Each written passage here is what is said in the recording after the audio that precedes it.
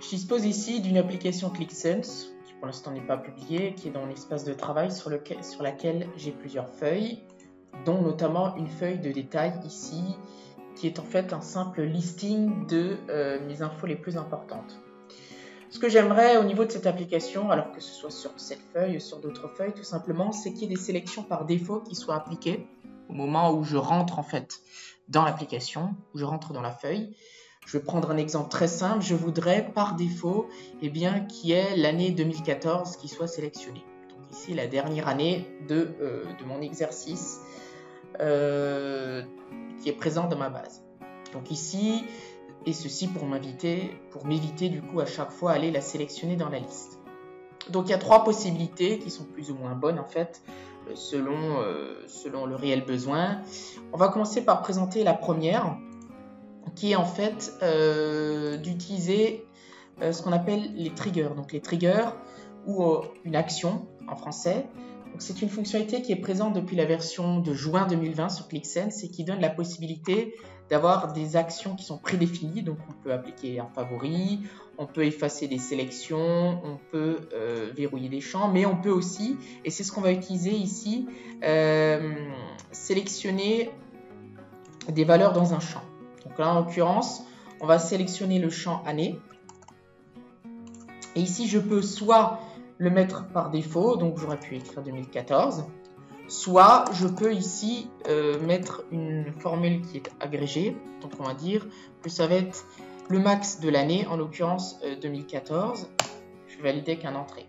L'intérêt ici, c'est que quand je passe en 2015, ou que je passe en 2016, ou qu'il y a une nouvelle année en fait qui est incluse, et bien ici, le fait d'avoir un max fait que ce sera automatiquement pris en compte, à l'inverse d'une valeur écrite en dur en fait, qui n'aurait pas été dynamique. Il faut savoir que ça, ça ne s'applique qu'au moment de rentrer dans la feuille.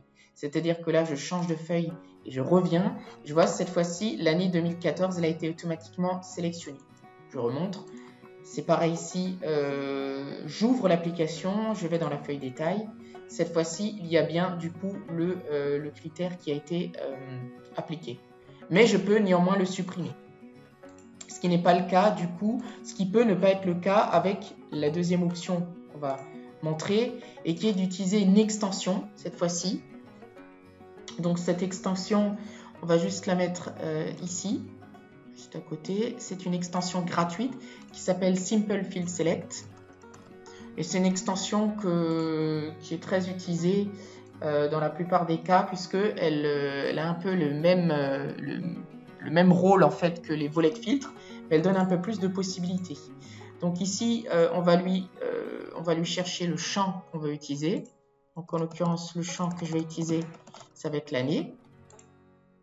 Donc je vais juste mettre en grand pour vous montrer que par défaut, en fait, il va présenter les différentes années.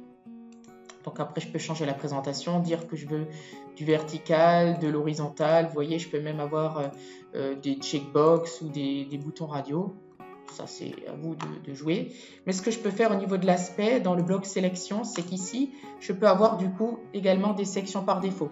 Et c'est là où je peux aussi le mettre en dur ou lui dire que je vais avoir un max de l'année qui va être automatiquement sélectionné.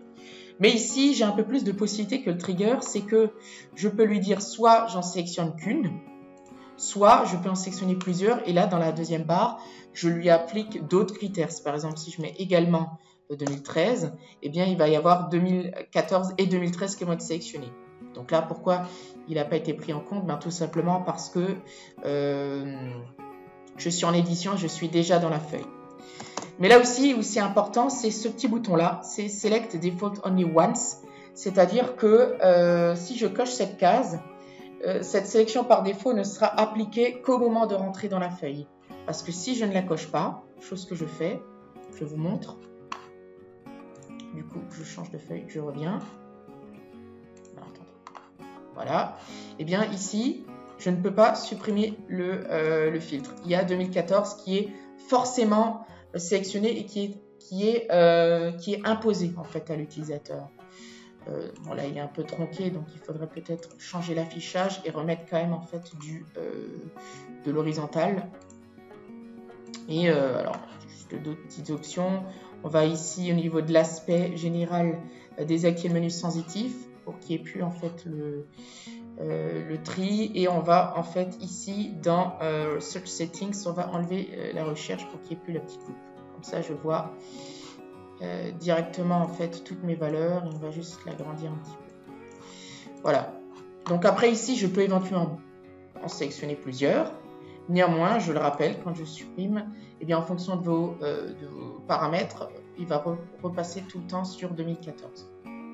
La troisième possibilité ici, c'est d'utiliser les favoris.